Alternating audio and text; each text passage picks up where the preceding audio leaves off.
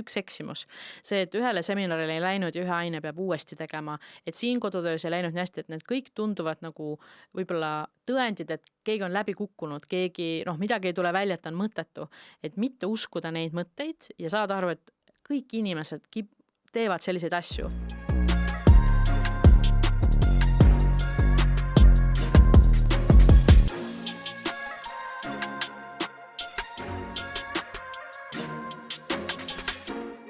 Tere tulemast kuulama podcasti Tudengid ja Mikker. Minu nimi on Helelis. Ja minu nimi on Andrus ning meie podcast räägib ausalt ja avatult tudengielust, vaimsest tervisest, õppimisest ja kõigest muust, mis igapäevaelu mõjutab. Ja meie tänane eriline külaline on peaasi.ee-st Anna-Karolin ja meie teemaks on üsna levinud teema, millega igaüks, ma arvan, vähesel või suuremal määral on kokku puutunud, et kuidas juhtida ennast erinevaid asju tegema. Aitäh, Anna, et sa meiega täna siin oled. Kõigepealt, kui me teema juurde asume, räägi õige pisut endast meie kuulajatele. Esiteks aitäh mind kutsumast ja väga tore tõesti sel teemal rääkida.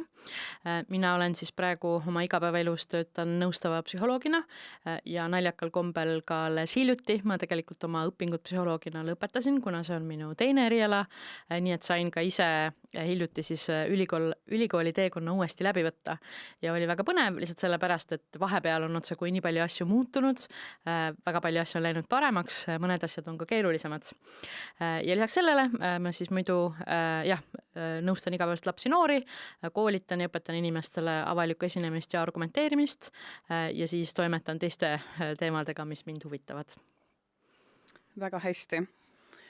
Meie esimene küsimus oleks kõigepealt see, et kuidas sa võimalikult lihtsalt ja lühidalt seletaksid, mis on enesejuhtimine?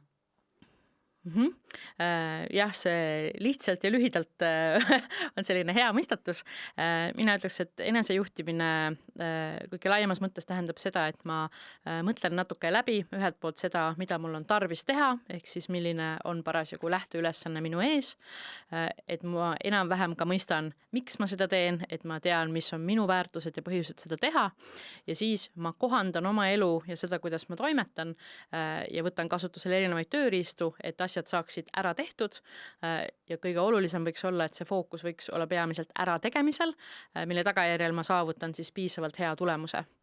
Aga see fookus ei peaks olema, eks ole, alati sellel, et kui tulemust ei tule, on kõik läbi või sellel võib-olla, et kui ma nüüd kõike suurepäraselt alati üli hästi ei tee, et siis ka pole mõtet teha, et pigem just see, et mida on vaja teha, kuidas ma seda saan oma ressursse arvestades siis ära teha. Meil kõigil vist on olnud selline teise küsimuse juurde tulles, et meil on kõigil vist olnud see tuttav tunne, et tahaks nagu tegutseda, aga mõistus ei luba või kuidagi, et on selline tunne peal, et ei viitsi ja et lükkame toimetusi siis järjest edasi. Et miks see nii on, et mis tegelikult takistab inimesel end juhtida, et mis on need nagu põhjused? No ma ütleks, et need on väga erinevad põhjused, et see väga palju sõltub olukorrast, et toome mõned näited. Et mõni olukord võib ju olla selline, kus me oleme võtnud plaani, et õhtul pärast tööd õpin. Aga võib-olla selline olukord, kus ma olen liiga väsinud ja mul ei ole ressursse, et seda tegelikult teha, mis tähendab, et ma ei ole tegelikult teinud väga head plaani, see on natuke ebarealistlik plaan. See ei tee mind halvaks inimeseks läbi kukkunuks mitte kuidagi, see lihtsalt tähendab, et kui ma pean nägema vaeva ja kulutama energiat mingile asjale, siis oleks hea, kui ma valiks selleks aja ja hetke, kus mul on neid ressursse, et seda tegevust tegelikult teha. Näiteks, kui ma õpin kontrolltööks ja kui ma vähegi suudan, ma võiksin selle tõesti panna ajale, kus ma olen natuke puhanud. Või ma võiksin olla kindel, et kas ma olen sel päeval piisavalt maganud, söönud, liikunud, asjad, mida ka on mõnikord raske teha, aga ikkagi meie selline üldine füüsiline heaolu on siis meie hea soorituse aluseks või eelduseks, sest ega meie vaim ilma siis meie kehata ju väga hästi ei toimi. Ja teine, üks väga suur põhjus võib olla see, kui me hakkame asjaga pihta, aga see asi tundub meile niivõrd suur ja hirmutav, et me tegelikult ei suuda esimest sammu astuda, sest me oleme halvatud sellest mõttest, et see on nii suur. Ka üks inimpsühholoogia väga arusaadav selline nõrkus ja see ei tähenda taaskord seda, et me oleme saamatu, see lihtsalt tähendab, et me peame seda ülesannet tegema enda jaoks kuidagi natuke väiksemaks ja realistlikumaks või teine võimalus natuke meeldivamaks. Et ma tean, et see on kõige sellisem klišeelikum nõu, et tee asjad nagu väikesteks tükkideks, aga näiteks kui õppida või teha mingit uurimustööd, siis kui mul peas ongi, et ma pean kohe kirjutama selle näiteks 15 lehekülge uurimustööd, see ongi kõrge standard, mõeldes, et mul on 0 ja nüüd peab olema 15 teaduslikku teksti kõik läbi analüüsitud. Aga tegelikult võiks mõelda näiteks sellest, alustan tiitellehest või alustan probleemi läbi mõtlemisest või näiteks mina ise, kuna ma olen kunagi hästi pikki uuringuid kirjutanud, siis alati me uuringumaailmas rääkisime, et alustame kohutavast mustandist. Ja kui see standard on natuke madalam, siis see võib olla üks asi, mis tõttu on siis lihtsam alustada. Ja võib-olla siis üks viimaseid probleeme, kuigi see loetelu siin ei ole kindlasti ammendav, võibki siis olla kui me ei ole kindlad oma võimes seda ära teha. Ja väga paljuski siin võib aidata see, kui me võime natuke meenutada endale, millal me oleme asju ära teinud, et me tegelikult võib-olla juba oskame või meil võivad olla kõik eeldused või mõnikord võivad ka inimesed arvata, et ma hakkan pihta siis, kui ma oskan. Kui ma juba tean, aga tegelikult see on liiga kõrge eeldus, mõte on ju, et selle protsessi lõpuks ma võiksin teada, sest nüüd ma olen proovinud. Aga näiteks, kui mul on raske alustada, et siis see põhjus võibki olla, et minu standardid iseendale ja sellele, mis ma tegema hakkan, on parasjagu liiga kõrged. Ja mina näiteks väga nõustun sellega, et suuremad asjad jagada väiksemateks tükkideks. Et mina nagu seda päris tihti rakendan ja ma tunnen, et kuidagi aju ei lähe nii stressi. Et kui muidu ongi nagu nii palju asju teha või mingi hästi suur ülesanne, siis need väiksemateks osadeks jagamine teeb selle nagu palju kergemaks kuidagi söödavamaks ajule siis. Ja mõnikord see probleem võib ka olla selles, et me tõesti eeldame ennast alguses nagu kohe liiga palju, et me oleme enda suhtes veidi kannatamatud. See võib ka olla sellest natuke, et sellises tänapäeva nutimaailmas me olemegi natuke kärsitud. Mina ise olen näiteks kohanud, et mõnikord ma frustreerun, et miks ma ei süvene, miks ma ei suuda kohe hakata kirjutama midagi uut.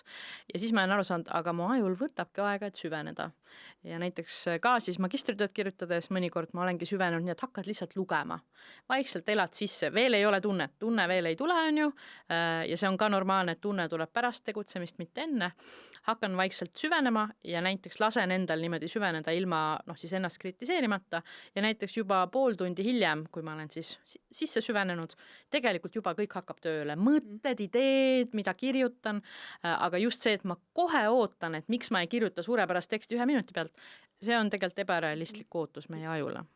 Ja teiseks ma arvan ka see, et kas või see 1%, mis sa teed enda jaoks ära, on tegelikult nagu see edasiviiv, et alati ei peagi kohe seda 100% saama.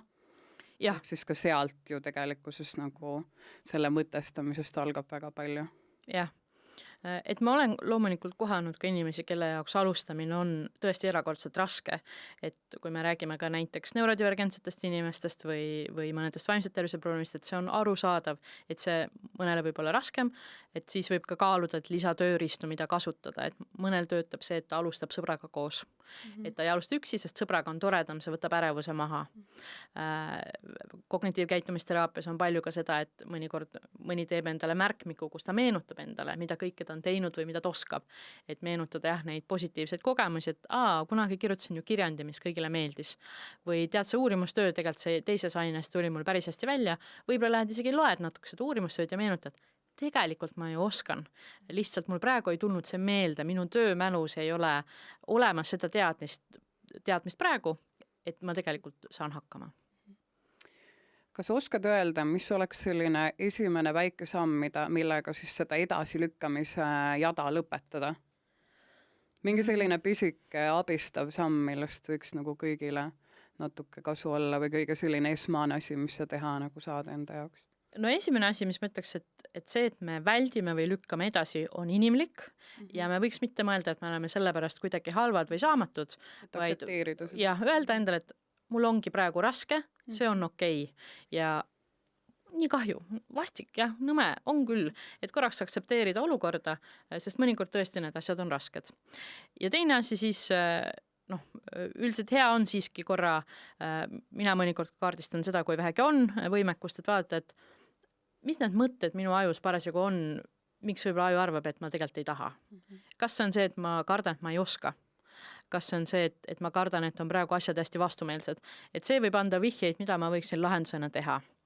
Näiteks mõnikord on niimoodi, et kui ma kardan, et ma ei oska, siis mul võib ollagi tarvis saada kogemusi või teadmisi või meenutusi, et võib-olla tegelikult ma oskan. Mõnikord on ka see, et kui mul on tõesti nii, või sellel inimesel on nii hull seis, et tal ongi väga vähe süüa, mida kõike, võib-olla ta vajabki seda pausi.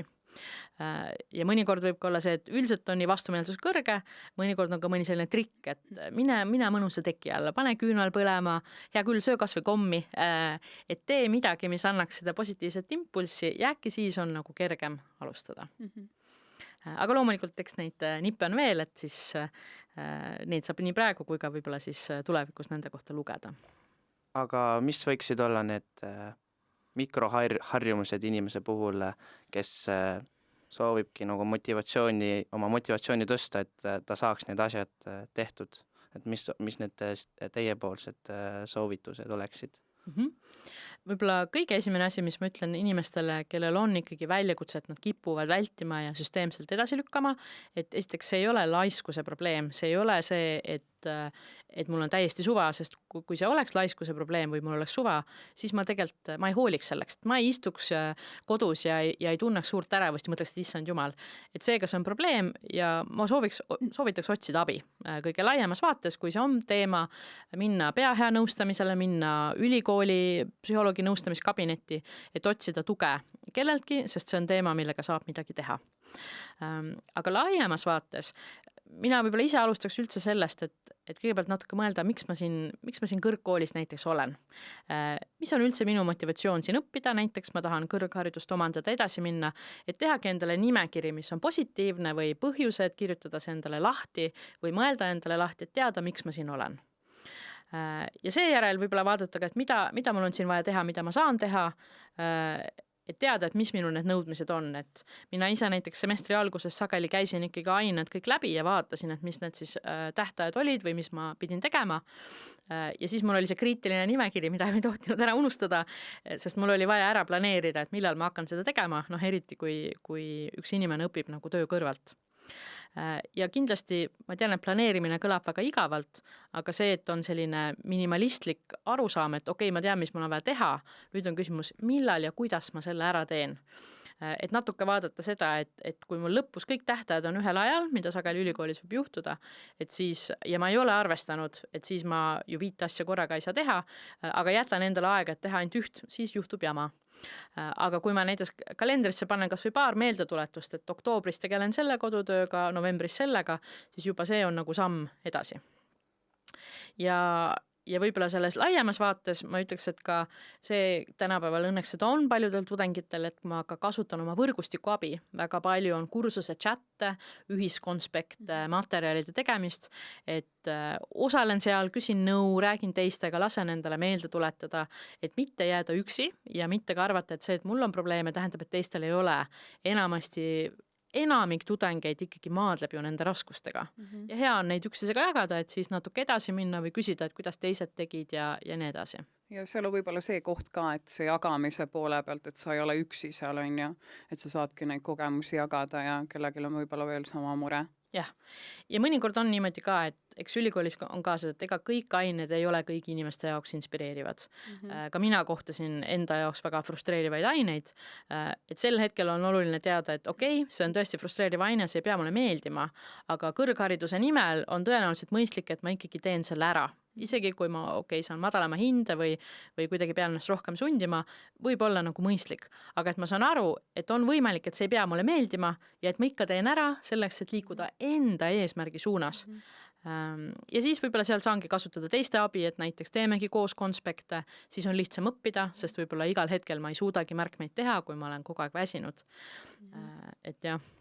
Just, mina hästi palju rakendan seda, mul ongi oma see nii kindel siht, et vahepeal ongi ülikoolis raske või näiteks minu kõige suurem hirm on just see sotsiaalne ärevus, kui on erinevad esitlused, mis on minu jaoks nagu hästi raske, et enne kui ma sinna lähen, siis ma tunnen, et mul on hästi suur ärevustunne, aga siis mul ongi kogu aeg see siht silmes, et ma tahan seda ülikooli lõpetada, miks ma siia tulin ja nii edasi. Ja siis see kuidagi nagu aitab mul nii-öelda sellest läbi murda, mis siis, et ikkagi vahepeal on väga raske. ja ausalt öeldes, ma ka täiesti ju mõistan, et võivadki olla sellised raskused, mina ka ju palju selliste klientidega töötan, et siis väga hea nagu hoiak võib ka kaaluda, et kui on mingi teema, mis on tõesti hästi suur hirm, et võib-olla ka õppejõuga rääkida või natuke arutada, et kas saab teha mingi kohanduse või ise läbi mõelda, et kas saan koos sõbraga esineda, et vähemalt proovida leida neid lahendusi. Ma ise ütleks, et vältimine on tõesti inimlik ja kui keegi väldib, oleks oluline ka mitte ennast maha teha. See ei tähenda, et keegi on luuser või saamatu. See tähendab, et sel hetkel on ta ära õppinud, et vältimine on lühiajaliselt kasulik. Aga pikaajaliselt ta ei ole, me kõik teame, see on lihtsalt praegu üks minu jaoks raske teema. Ja vältimise puhul ikka on hea vältida vältimist ja kas otsida abi, et see vältimine ei jääks nagu selliseks harjumuseks või siis ikkagi minna ja ennetavalt midagi teha, et ma hiljem siis ei satuks vältima. Me rääkisime enne nendest kooli tähtaegadest, siis hästi tihti juhtub seda, et jõuab see tähtaeg ja siis ma jõuan, et alles seal tähtaja väga ligidal hakkan selle asjaga nii-öelda tegelema ja sellest omakorda tekib ärevus, mis oleks mingi nipp, et seda ärevust nagu kontrolli alla saada või seda natukene väiksemaks saada, et mis nipid-trikid selle puhul oleks? No ma ütleks, et eks jah, asjade enne tähtaega tegemine on ka hästi inimlik asi on ju, sellepärast, et miks muidu lihtsalt asjad ei tundu meil olulised, et see tähtsuse tunne või et nüüd on aeg, tulebki siis, kui aeg on lähedal. Et üks võimalus on kaaluda, et kui meil on seda distsipliini või me näiteks proovime, et me ikkagi võtame selle asja ette enne, kui see tähtaärevus tekib ja juba sellest vaatest, et me saame endas ka mingis mõttes tekitada seda head tähtaärevust varem, kui me võtame selle ülesande ilma tundeta ette, vaatame talle otsa, süveneme, mida me peame tegema ja siis ka tuleb natuke ärevust, võib niimoodi öelda. Et see on siis selline ennetav strateegia. Kui nüüd jah, see lõpuärevus või selline tähtaja lähedane ärevus on hästi suur, et selle puhul sageli see tunne tuleb ju sellepärast, et keha üritab ka valmistuda ohtlikuks olukorraks. Ja selles olukorras tundub, et ärevus võiks aidata, et muu ei tunduks tähtis ja just see ülesanne tunduks. Aga see ärevus on liiga suur. Ja siin võib kaaluda lihtsalt, et kas endale nagu sisendada, et jaa, et on küll nagu lähedal see tähtaeg, aga praegu mind aitab ikkagi see, kui ma keskendun ära tegemisele, muretseda saan ka hiljem. Ja võib-olla proovida lihtsalt see fookus üldine panna ikkagi sinna, et jah, ärevus siin on, aga keskendun tegutsemisele. Ja teine võimalus ka on ikkagi proovida siis teha endale midagi nagu mõnusat, kuidagi füüsiliselt ärevust natuke maandada ja lihtsalt leppida, et hea küll, praegu on hästi nõme, ongi see tähtajaline olukord, ma pean selle ära tegema, aga võib-olla näiteks pärast seda, kui ma selle ära teen, saan teha midagi toredat. Ja siis seda endale lubada, loomulikult oleks hea, kui see ei oleks pikaajaline selline premeerimine, sest siis see soodustabki, eks ole, seda, et ma hakkan enne tähtaega ainult asju tegema, mis võib-olla ka tulevikus ei ole hea oskus või selline harjumus, aga lühiajaliselt ma arvan, et on okei endale öelda, et jah, on väga raske, ma aktsepteerin seda raskust, teen ära ja pärast seda näiteks homme leban terve päev voodis, mõnulen, vaatan filmi, teen midagi siis toredat. Et premeerin ennast nagu pisut natukene, on ju. Jah, ma olen ka nagu sellest aru saanud, et ärevuse puhul ongi see aktsepteerimine, nagu võiks öelda, nagu see kõige olulisem. Et kui sul tulebki see ärevus peale, siis aktsepteerid, et ta on kohal, ta on olemas, et sa ei tohi nagu seda iirata, aga samal ajal proovid neid asju ka siis teha, olgu, et see on nagu raske. Ja tehniliselt on võimalik loomulikult, et ärevust saab ka siukse mõttetehnikatega nagu vähendada, et proovida ikkagi mõelda, et kas minu hirmud ärevuse osas on tõesed, aga see natuke sõltub palju aega on, sest mõnikord sellised mõttetehnikad toimivad ikkagi siis, kui see ärevus või see tähtaeg on natuke pikaajalisem. Ja. Nii et ühesõnaga siis tulekski endale seada siis need eesmärgid juba varasemalt, et millal mingisugused need kodutööd siis ära teha, et siis vältida seda ärevust ja nagu sa rääkisid, et siis ka just, et kui sa teed varem ära, et peale seda siis premeerida ennast. Ja ma arvaks, et ma tean, et see tõesti tundub selline, et mis mõttes varem, et ma ei pea midagi tegema, aga et võib-olla võttagi fookusesse selline, mingis mõttes ülikool on ju ka nagu töö harjutamine ja töö harjutamine minu arvates ikkagi on see, et kui me tulevikus või juba praegu käime tööl, siis me lähme tööle ja lihtsalt teeme tööd. Et seal me ju ei oota tähtaegu, vaid kogu aeg nagu toimetame. Ja võttagi selline fookus, et ma näiteks kord nädalas toimetan kooliasjadega ja lähengi näiteks raamatukokku, võtan mõned oma asjad ette.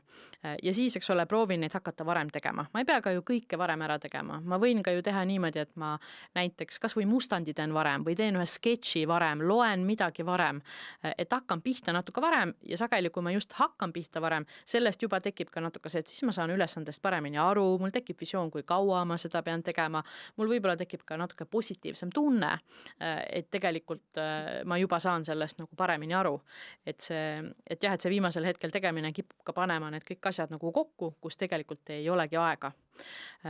Ja taaskord hästi palju mõeldakse, et ma ei saa ju alustada, sest mul pole tunnet. Ma ütleks, et kui mina olin 20-ndates, see oli mu kõige suurem probleem. Ja see karm asi, mida öelda, on see, et tunne tuleb alati pärast tegutsema hakkamist. Et ma ei saa eeldada, et ma tahan süveneda, vaid see tahan süveneda tunne tekib siis, kui ma juba olen süvenenud, aju mõeldes, nii lahe. Ja siis tekib see tunne, et kui mõnus see süvenemine on. Ja seega ma ei tohi tunnet jääda ootama, see on võib-olla see vale mõtlemine, mis ka vältimiseni viib, vaid ma hakkan pihta ja siis tekib tunne. Ja selle pihta hakkamisega võib siis igasuguseid neid nõkse kasutada, et oletagem, et teen kodutööd, olen siis diivanil, joon siis kakaod või raamatukogus olen sõpradega, teen ükskõik mida mõnusat alustada ja pärast seda see tunne juba siis aitab mul seda asja paremini teha. Ja sageli on ka hea see, et kui tõesti mõnikord juhtub ka nii, et ka minuga juhtus nii, et mul oli plaan, et magistritööd alustan augustis umbes teooria osa, ei alustanud. See, et ma ei alustanud augustis, ei tähenda, et ma ei või proovida alustada septembris. Et see, et ma ei täida kõiki oma neid tähtaegu, ei tähenda, et ma nüüd annan alla ja teen siis alles üks päev enne tähtaega, vaid ma saan uuel kuul näiteks restartida ja otsa vaadata. Et natuke meil kipub olema sellist mustvalget mõtlemist, aga alati saab lihtsalt mõelda, läks, aga kuidas ma nüüd edasi teen? Mis see järgmine nagu siht on? Ka septembris alustamine võib tähendada, et kõik saab ülihästi tehtud, sest eks meie esimesed plaanid mõnikord ongi väga optimistlikud. Et ühesõnaga sellist natuke enesesõbralikkust ja sellist hallimat mõtlemist. Just, ma tahtsingi siin puhul öelda, et hästi oluline on võib-olla siinkohal olla enda vastu lihtsalt pehmem, et mitte kogu aeg olla nii karm, et kõik peab olema nii ja naa, on ju. Et see on ka võib-olla päris oluline. Ja võib-olla üks selline väikese vältimise kohta ka, et ma ei tea, kas inimesed on märganud, aga mõnikord üks põhjus, miks inimesed täpselt enne tähtaegu kirjutavad töid viimases ärevuses, on see, et siis ei ole aega enam ennast kritiseerida. See on asi, mis ma olen inimeste puhul ma teen seda. Just, ja seega ongi küsimus, et võib-olla tekkida siis see, et miks mul on kirjutades harjumus ennast kogu aeg kritiseerida, mulle endale tundub, et see on see, kus me kipume sassi ajama selle, et selle ajal, kui me kirjutame kohutavat mustandit, me kipume arvama, et me samal ajal peame endale halvasti ütlema, et asju paremini kohe teha, et kõik oleks kohe hästi. Ja see võiks olla ka mõtlemine, mille kallal siis kas või nõustaja abiga tööd teha, et teha niimoodi, et saad aru, et sel ajal, kui ma kirjutan mustandit, ma ei pea ennast kritiseerima ega toimetama, see ei tohiks olla minu roll, sest nii ei suuda mitte ükski aju töötada.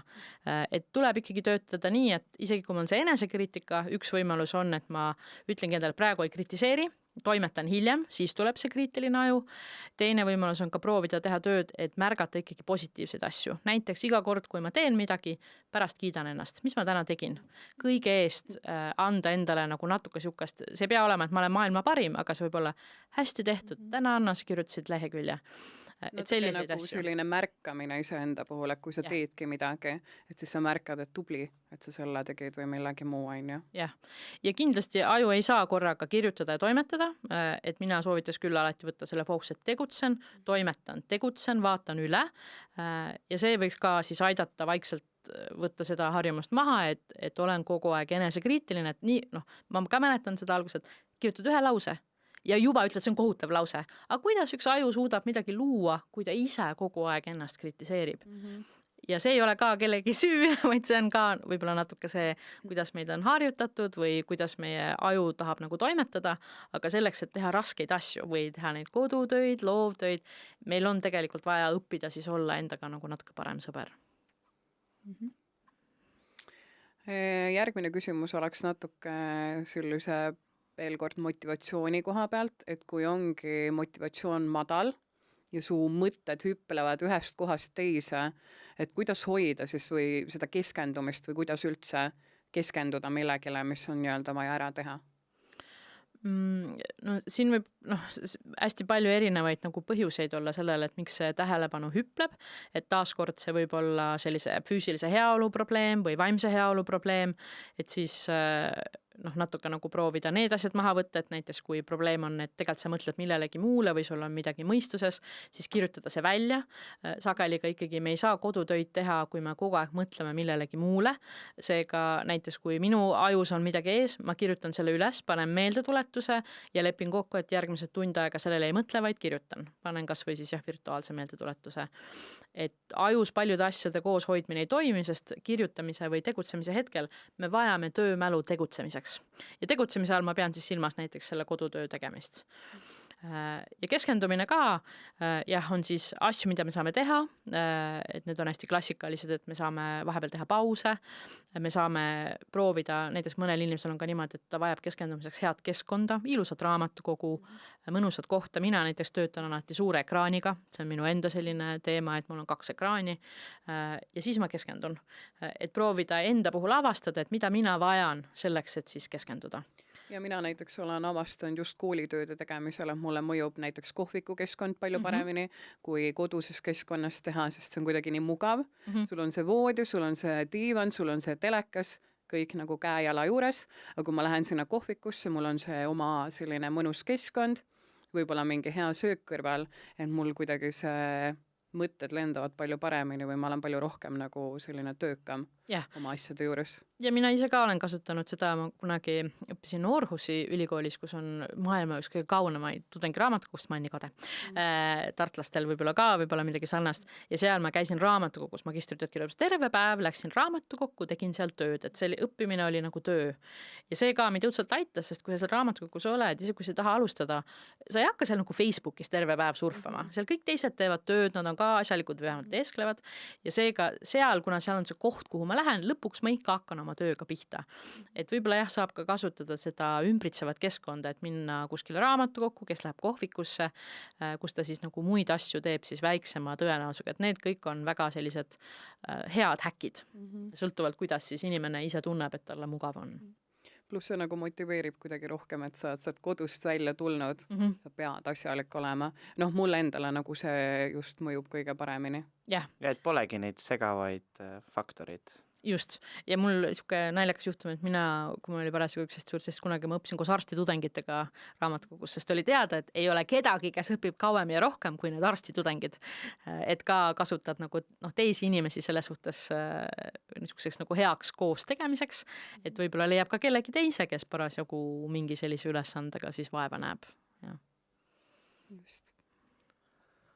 Aga järgmine küsimus kohe sellele võiks olla see, et kuidas uni, liikumine ja toitumine enese juhtimist mõjutab. Ja sa natuke alguses muidugi mainisid ka seda, et see on nagu hästi suur osa, aga kui suur osa see päriselt on, et need kõik vajadused, need on nagu need vundamendi osad meist siis nii-öelda, et need oleksid täidetud ja kui palju need mõjutavad seda motivatsiooni, keskendumist, ära tegemist? No üldiselt jah, meie vaimne tervis on meie füüsilise tervisega nii tugevalt seotud küll, et ma ütleks, et kui ma magan halvasti, siis oodata endalt head keskendumist ja süvenemist on üpris kõrge standard. Ja seega jah, see, et me sööksime normaalselt, et meil oleks kõht täis, et me ei oleks väga näljased, et me liiguks, sageli selline paus ja jalutuskäik võib olla siis hea viis, kuidas ka ennast nagu rohkem keskenduma saada, et need on väga olulised asjad. Ma tean ka ise ülihästi samas sessi ajal, need võivad minna lendu. See, kui ma tean oma sõpru, ma mäletan ka enda nooruse ajast, et võib-olla kirjutad oma uurimustööd, käid dressides ringi, muud ei tee, on ju, või ei liigu palju, terve päev istud, et seda võib ka juhtuda, aga et siis võib-olla proovida teha ka näiteks nii, et okei, ma trenni nii palju ei tee, aga teen natuke. Ma võib-olla ei söö nagu seda oma elu tervislikumat dieeti, aga siiski ei söö ka väga hullusti, proovin vähemalt need baasasjad täis saada. Natuke ka tegelikult sotsiaalsed suhted on olulised, eks ole, et õhtul ikkagi saaksin oma mõtte näiteks saada ikkagi õpingutelt eemale. Ja seda, eks inimesed ikkagi teavad, aga näiteks alkohol, erinevad sõltuvusained keskendumisele väga suur löök, et alkoholi osas eriti, nikotiin, kuigi ta on väga kahjulik, tal vähemalt, ma saan aru, et inimesed võivad öelda, et see aitab neil keskenduda, aga alkohol on kindlasti keskendumise väga oluline negatiivne mõjutaja, et sellest ma soovitaks sellistel perioodidel kindlasti hoiduda. Kui suurel määral see mõjutab, nagu siin ikkagi, et kui tihedalt seda tarbida, on ju kõik see... Jah, see loomulikult ka, aga ma ütleks, et kui eksami, et alkoholi suurem mõju ongi sellele meie aju osale siis täidesaatvatele funktsioonidele, prefrontaalsele korteksile, mis juhibki meie sellist eesmärgistatud elu.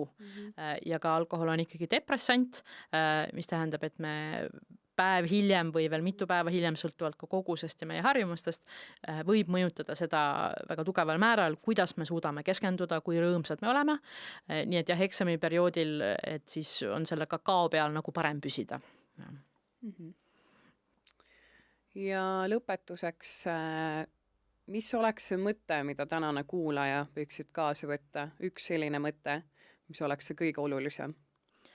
No ma ise ütleks, et ka mina olen olnud noor, nagu ma praegu nüüd nii noor ei oleks. Ma ütleks, et ma mäletan ülikooli ajast nii enda sõpru, mõnikord ka ennast, näen ka praegu teisi inimesi, kes tõesti kipuvad mõtlema, et üks eksimus. See, et ühele seminarile ei läinud ja ühe aine peab uuesti tegema, et siin kodutöös ei läinud nii hästi, et need kõik tunduvad nagu võib-olla tõendid, et keegi on läbi kukkunud, midagi ei tule välja, et on mõttetu.